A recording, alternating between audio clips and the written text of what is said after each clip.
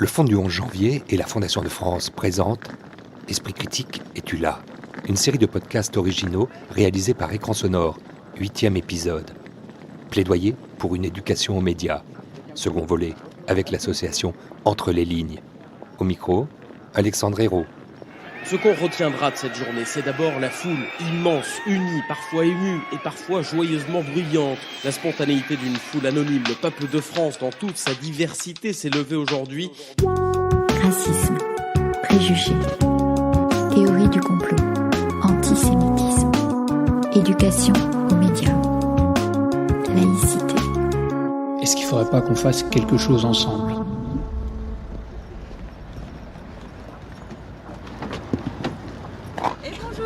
Sandra, bonjour.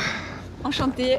J'aime bien ces Ça rendez-vous au petit matin comme ça, sur Avec un ce parvis de ciel. gare. Ah oui, et puis il fait beau. Hein, c'est cool. Il fait beau, il fait frais, il fait beau, mais bon voilà. Bienvenue dans le Vogue Live. On explique en 2 mots où on va. Là, on va au collège Henri Barbus à Vaux-en-Velin. Ce matin, on a cours avec les 3e SECPA. C'est-à-dire Je ne me souviens plus exactement ce que veut dire l'anagramme, parce qu'on les oublie systématiquement. Mais en gros, ce sont des élèves en grande difficulté. Il y a pas mal de décrocheurs parmi eux et parmi elles. Sandra, le programme aussi, s'il fallait le décrire.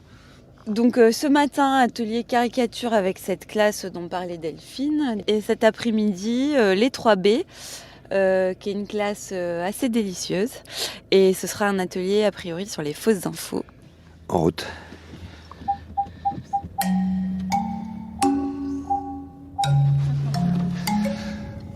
On arrive à l'approche On est à l'approche du collège Henri Barbus. Et puis, on est dans toutes les mémoires, j'allais dire encore 30 ans plus tard, Sandra Lafont.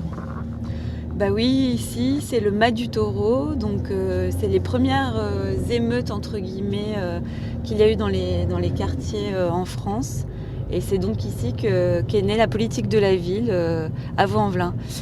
Et aujourd'hui, c'est un quartier qui est en rénovation urbaine, mais Vaux-en-Velin, c'est une des villes les plus pauvres de France, les plus abstentionnistes de France. Mais il y a une chose qui est au centre de tout, c'est l'éducation aux médias et à l'information, le MI, et donc tous les fondamentaux qu'il faut ici leur faire apprendre, leur faire comprendre à ces élèves. Et ici, peut-être même plus qu'ailleurs, non ?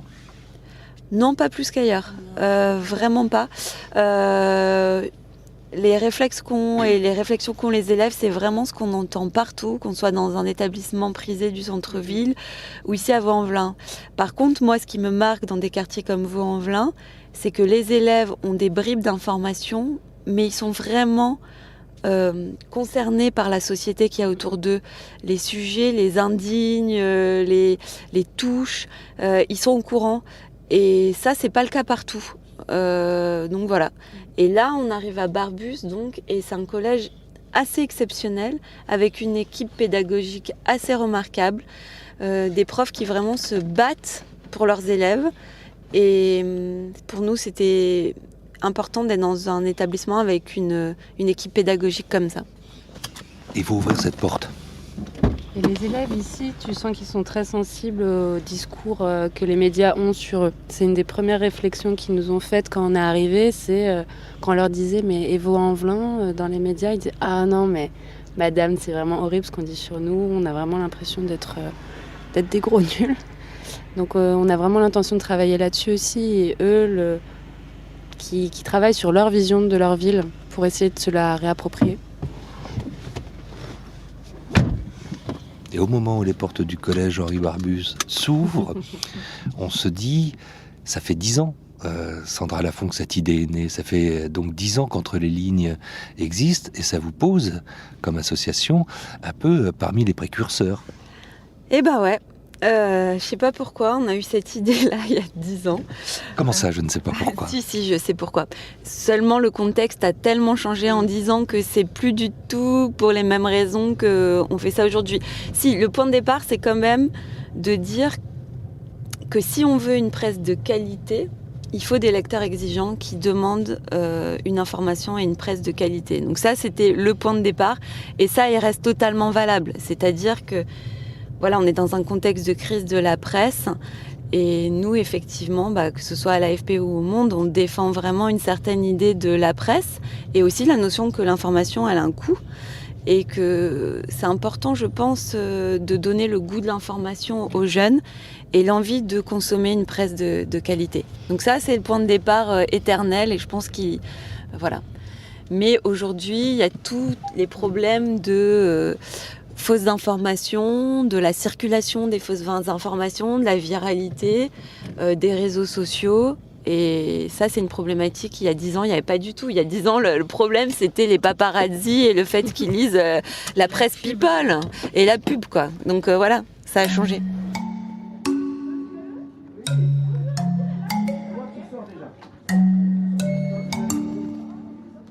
Et puis ce qui a changé, c'est qu'il y a 5 ans, il y a eu Charlie.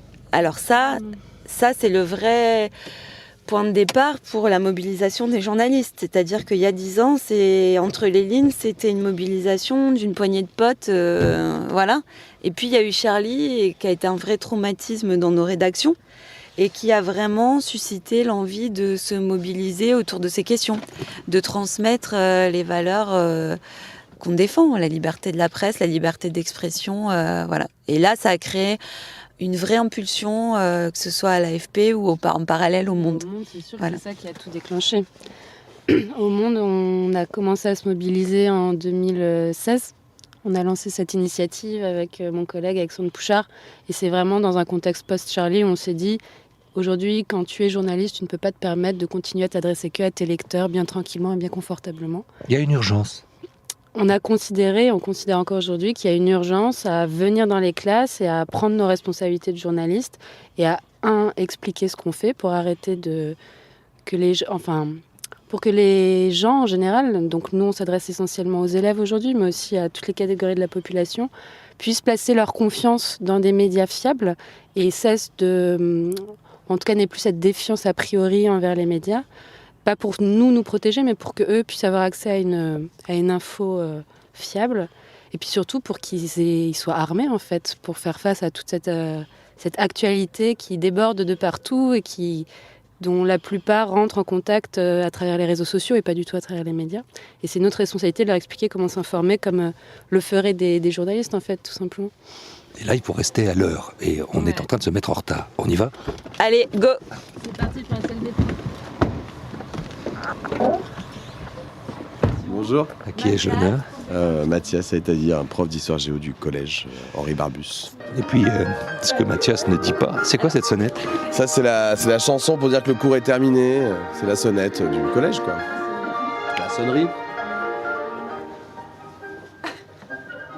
tu vas pouvoir l'avoir 2 fois par heure.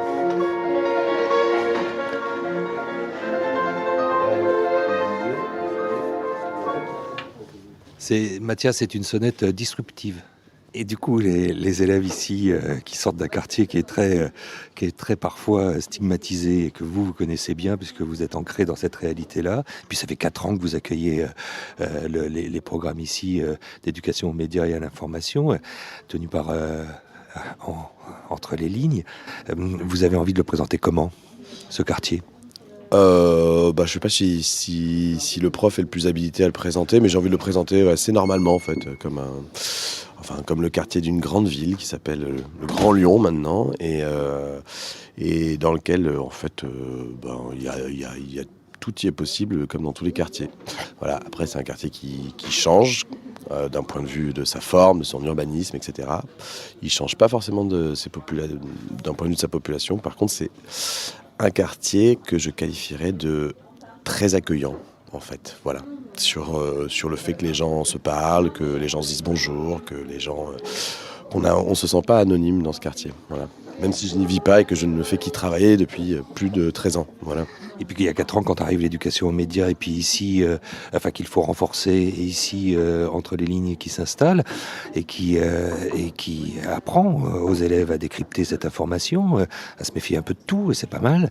Il y a comme l'idée de dire qu'on a besoin aussi que rentrent d'autres gens à l'intérieur de l'enceinte. Oui, et là, c'est pas une spécificité du quartier, c'est une spécificité de ce collège. C'est que là, vous parlez d'Entre les lignes, mais on a un très grand nombre de partenaires et d'actions qui sont menées tous les tous les ans en fait et depuis de nombreuses années qui permettent, je pense aussi justement de donner une image beaucoup plus fine de la réalité de ce quartier, par exemple, auprès notamment de ses partenaires. C'est-à-dire que c'est pas seulement nos élèves qui ont besoin d'intervenants extérieurs. Je crois que le monde extérieur a besoin de nos élèves. Pour de vrai. Et je le vois quand notamment je vois nos collègues d'entre les lignes sortir de leurs interventions, être des fois très surprises ou déstabilisés du type de réaction, de réflexion que produisent nos élèves. Et ça nous fait très plaisir. Et puis on les retrouve, ces réactions, d'ailleurs dans la production d'articles qu'elles font pour le projet. C'est jamais caricatural en fait, c'est ça qui est intéressant. Bonjour à tous, info spéciale au collège Henri Barbus. Exactement. Alors, bonjour à tous, ça va? Ouais, vous allez bien? Ouais. On est en forme aujourd'hui. Comme d'hab. Vous vous mettez dans la peau de quelqu'un qui travaille dans un journal et qui doit illustrer un papier sur ce thème des violences vis-à-vis des femmes. Et vous allez choisir une des 4 images et vous allez nous dire pourquoi cette image, selon vous, elle illustre le mieux ce sujet des violences conjugales. Est-ce que vous comprenez le sens de cette image ou pas? Est-ce que quelqu'un peut nous la décrire? C'est l'État avec le Alors marteau. ça symbolise quoi? C'est pas exactement l'État. La peine. Oui, très bien. Il y a des juges, donc ça symbolise la justice. Ah, c'est au prénom. Ouais. Un marteau, la justice, très très bien. Attrape ça. Ça c'est quoi? Ça symbolise quoi ce point? C'est la justice, mais... Le civil est civil. Oui, il y a qui particulièrement? La population. Donc c'est l'homme qui frappe la femme. Ah. Il y a trop d'hommes qui... Attends, ça c'est... Est-ce que ça c'est le signe des hommes? Ah, c'est la signe de la femme, moi j'ai compris. Alors Rami, vas-y, tu Explique-nous. prends la parole et tu nous dis les 5 W. Tu te souviens, tu nous expliques bien qu'est-ce que tu vois sur l'image, Ouais. quand ça se passe, dans quel cadre, etc. Vas-y. Le signe, ça veut dire c'est la femme. Oui. Oui, En fait, il frappe la femme Oui. jusqu'à elle meurt, et là c'est le truc d'enterrement. oui, C'est ça. exactement. C'est fabuleux, Mathias, parce que le prof de maths que vous êtes met au centre quelque chose qu'on pourrait oublier quand on parle d'éducation aux médias et à la formation, c'est qu'il s'agit avant tout de former ceux qui vont voter, les citoyens. Ceux qui vont voter, ceux qui vont vivre, ceux qui vont lutter, ceux qui vont arrêter de subir aussi fortement ce qui va se passer, parce qu'on est aussi dans un collège qui est en difficulté, il y a des difficultés sociales importantes, et c'est pas pour ça qu'ils doivent être exclus de ce qui va se passer dans ce pays et de la réflexion qu'il peut y avoir. Et puis, il y a une vraie urgence. Il y a une vraie urgence, évidemment. Si moi j'ai mis ce projet en place avec Sandra, c'est la chance qu'on a eu de le mettre en place, c'est qu'il y a quelques années j'ai rencontré Sandra et je l'ai rencontré après ce qui s'était passé à Charlie Hebdo et j'étais étonné de l'accès qu'il pouvait avoir aux informations. En fait, à certaines parties de l'information, le lendemain de Charlie Hebdo, j'étais étonné que la moitié de ma classe qui ait vu les élèves, qui avaient vu quand les frères Kouachi avaient tué le flic et que ces images-là que moi j'ai pas réussi à voir, eux ils l'avaient vu. Donc c'est-à-dire que c'est par les réseaux sociaux qu'ils avaient ça. Et j'avais été étonné que c'était des élèves qui avaient 13-14 ans et qu'ils aient accès à ces choses-là et sans filtre. Ça veut dire que ça, par les réseaux sociaux, c'est là où ils apprennent effectivement la marche du monde, c'est là où ils sont au courant, et c'est là aussi qu'il faut se méfier le plus, puisque cette information n'est pas décryptée. Ah bah tout à fait, parce que eux, en fait, ils nous disent dans quel média tu l'as vu, ils vont me dire, moi j'ai vu ça sur Facebook. Eux, ils croient que c'est un média comme pourrait l'être Le Monde ou autre chose, ce qui n'est forcément pas le cas. Donc c'est un journal, d'accord? Et il leur est arrivé un drame il y a 5 ans. 5 ans quasiment jour pour jour. Alors Rami. Charlie Hebdo, il est mort à Paris. C'est un attentat, c'est mort. On peut pas dire il est mort, parce que c'est Charlie pas le c'est un journal. journal. Ouais. Ce sont les gens qui travaillent pour le journal. D'accord? Charlie c'est pas une personne. C'est un attentat. Il y a eu un attentat, d'accord? Oui. Qu'est-ce qui s'est passé? Dis-nous en plus, dis pas des mots comme ça, lance pas des mots, fais des phrases. Ils ont tué des journalistes, je crois. Ouais, là, ils sont rentrés dans le truc là, des journaux. Ouais. Et les terroristes. Des terroristes. Comment ils s'appellent déjà? Les frères Ouais, les frères... Kouachi. Soleimani. Bon, c'est pas utile de retenir leur nom en fait. D'accord? Les frères Kouachi. Les frères Kouachi, ok. Ils sont rentrés dans la rédaction. Et il les a tous fumés. Alors, utilise un autre verbe s'il te plaît, parce que c'est pas très respectueux. Exterminé. Il les a tous tués. Tuer, c'est Il a bon. tué 2 policiers, je crois. Ouais. Attends. Il y a quelques années, c'était impossible de parler de Charlie Hebdo en classe, ou en tout cas, c'était très difficile, plus difficile. Parce que la plupart des élèves l'avaient vécu, tout simplement, dans le sens où ils étaient à l'école quand ça s'était passé, ils avaient cette mémoire-là. Aujourd'hui, c'est toujours un peu touchy. Aujourd'hui, tu vois la plupart déjà savent pas trop de quoi il s'agit. Tout le monde dit Charlie, il a été tué. Donc pour eux, Charlie, c'est un homme. Donc la conscience qu'il y a plusieurs personnes qui ont été tuées, qu'il y a des hommes et des femmes, elle s'est un peu effacée. Donc c'est touchy, oui, mais c'est pas Charlie Hebdo qui est touchy, c'est la question de la représentation de la religion. Parce que tu vois, ils considèrent la plupart que représenter une religion, ou se moquer de la religion plutôt, c'est du racisme. On entend très souvent ça en classe. Donc ce sujet-là est touchy. Mais je trouve que là, on a parlé assez sereinement de l'attentat Charlie Hebdo, ce qui n'était pas du tout le cas, et ce qui n'est pas toujours le cas, notamment avec les lycéens qui ont cette mémoire-là. Donc là, moi, je suis assez surprise de la manière dont ça s'est passé. Je pensais que ça serait un peu plus tendu, qu'il y aurait plus de dénonciation de Charlie Hebdo et que ça choquerait beaucoup plus, cette caricature où on voit les 3 religions qui sont comparées à du papier toilette. Enfin, plutôt les 3 livres religieux qui sont comparés à du papier toilette. Où ils n'étaient pas d'accord, ils disaient que ça les faisait pas rire. Mais nous, ce qu'on essaye de leur dire, c'est qu'ils ont le droit de pas rire. T'es pas obligé de rire quand tu vois une caricature de Charlie Hebdo. Et pour autant, c'est pas parce que tu trouves pas ça drôle, c'est pas parce que tu trouves ça choquant que tu dois avoir un discours de haine contre ce genre de pratique. Et ça, j'ai l'impression que ce discours-là, il est passé, mais comme une lettre à la poste, et qu'il n'y a pas eu les réticences qu'on peut observer à d'autres moments. On peut venir vous attaquer et vous pouvez être jugé coupable. D'autant plus que sur les réseaux sociaux, il y a des preuves. Là, en classe, vous dites des choses, si on vous a pas enregistré, si on n'a pas la preuve que vous avez bien dit ça, vous pourrez toujours dire, je l'ai pas dit. Sur les réseaux sociaux, si vous écrivez, si vous publiez quelque chose, on peut faire une capture d'écran et c'est une preuve. C'est une preuve que vous avez bien publié ça. Et même si vous avez publié sous un pseudo, on peut remonter à votre adresse IP. Donc on peut remonter à votre ordinateur et prouver que c'est bien vous qui avez publié ça. Oui, Yanis. Mais après, il y a du faux montage. Intervenir comme ça en classe, c'est un grand motif de satisfaction. Ça nous nourrit professionnellement, ça nous apprend plein de choses. Mais ça s'apprend ? D'intervenir en classe ? Oui, ça s'apprend. Enfin, ça s'apprend sur le tas. Après, nous, comme on est parents. Exactement comme on est parents. Non, mais on propose aux bénévoles une formation avant d'intervenir en classe, mais qui n'est pas obligatoire. Je pense que le plus dur pour nos bénévoles, c'est comment capter l'attention d'adolescents et la capter sur la durée, c'est-à-dire sur un atelier de 2 heures, parce que nous, on n'est pas des pédagogues et que ça s'apprend et qu'il y en a qui ont un super sens mais c'est pas inné pour tout le monde.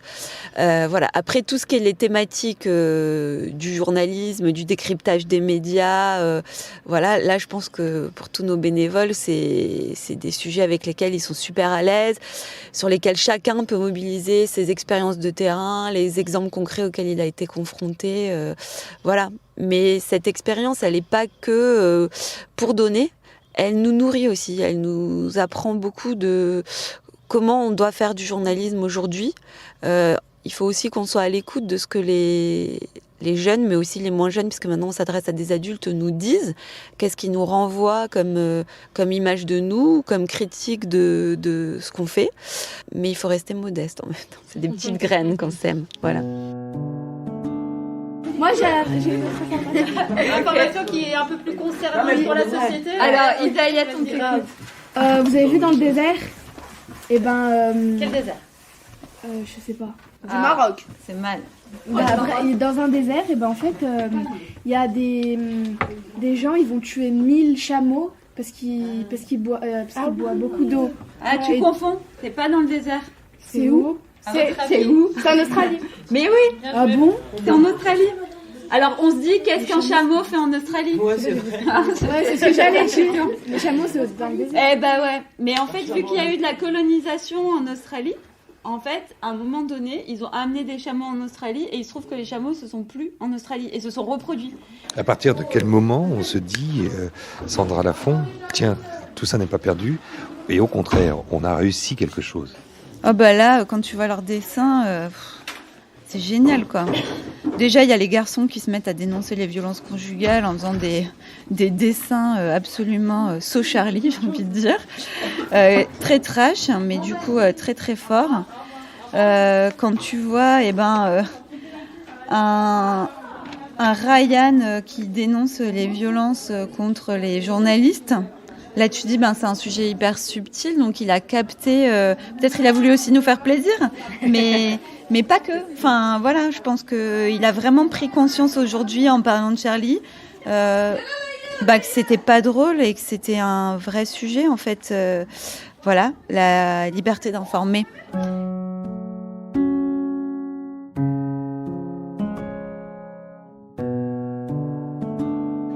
Sandrine, prof de français. Ici, vous nous accueillez. Oui, je vous accueille volontiers. Mais la question a été, comment dirais-je, pour évoquer entre les lignes, aussi facile que ça. Il n'y avait pas de doute. Il fallait qu'ils viennent. Il fallait qu'ils viennent. Et il fallait surtout avoir ce recul-là et leur apprendre ce recul-là par rapport à l'information. Parce que c'est quand même au collège que circulent majoritairement les rumeurs. Et on l'a vécu là dans notre collège. Donc, oui, il faut leur apprendre cette distance-là. Et c'est pas qu'un auxiliaire, mais c'est une arme peut-être aussi pour vous, précieuse, que ce décryptage qui vient de professionnels. C'est une arme, c'est une aide pour nous aussi. Même dans nos gestes professionnels, on n'est pas habitué à avoir ce décryptage-là, ces liens-là, cette spontanéité dans la réaction de nos élèves. Et on a besoin de ça, on a besoin de cette aide-là. Ça nous apprend beaucoup de choses pour nous aussi, dans notre pratique professionnelle, mais pour nous aussi en tant que lecteurs. Mais concrètement, qu'est-ce que ça vous aurait appris que vous n'imaginiez ou ne soupçonniez pas ? Ou ne sachiez point. Le contact, ce que les élèves regardent. Parce que nous, on se limite peut-être à l'approche des réseaux, les réseaux habituels comme Snap, comme Insta, un peu Facebook pour certains. Donc on imagine ça, mais moi je n'imaginais pas une seule seconde qu'ils avaient accès à la radio. Je n'imaginais pas une seule seconde qu'ils avaient accès à des vidéos virales atroces comme ce dont ils ont parlé tout à l'heure. Je n'imaginais pas leur crédulité et leurs angoisses face à je les ai sentis tout à l'heure complètement terrifiés par ces chaînes-là qui emmènent la malédiction dans la famille, mais pas du tout horrifiés par l'horreur de l'actualité de leur ville. Et cette réaction-là, je l'apprends, là. Alors que ça fait 17 ans que je suis prof, que j'ai des troisièmes, et j'apprends des choses sur eux. Il y a quelque chose qui a changé en 2015, après les attentats ? Oui, il y a beaucoup de choses qui ont changé. Notre rapport, nous, en tant qu'enseignants, face à l'actualité, puisque c'est un programme de français, avec beaucoup de pincettes, beaucoup de peur dans ce qu'on aborde, comment on l'aborde, dans la relation aussi à l'actualité, ce qui peut blesser les élèves, ce qui peut les toucher, leur interprétation, quand c'est un point sensible.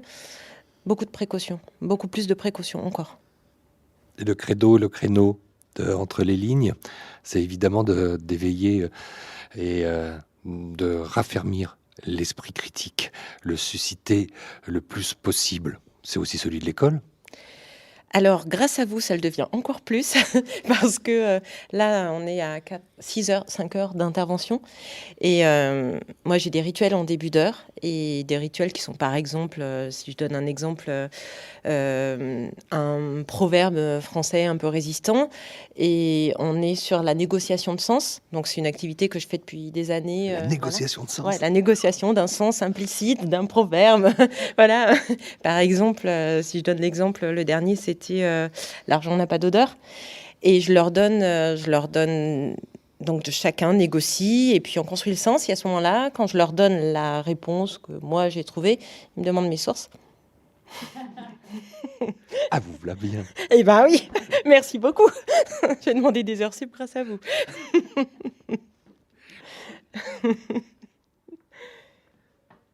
Ils sont merveilleux, l'esprit critique, il est là. Il y a juste à leur donner quelques petits réflexes et quelques armes pour l'exprimer, en fait.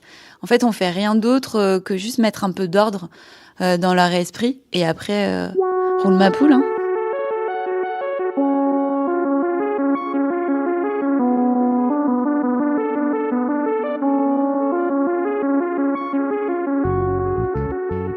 Plaidoyer pour une éducation aux médias, fin de ce 8e épisode de cette série de podcasts produite par le Fonds du 11 janvier et réalisée par Écran Sonore.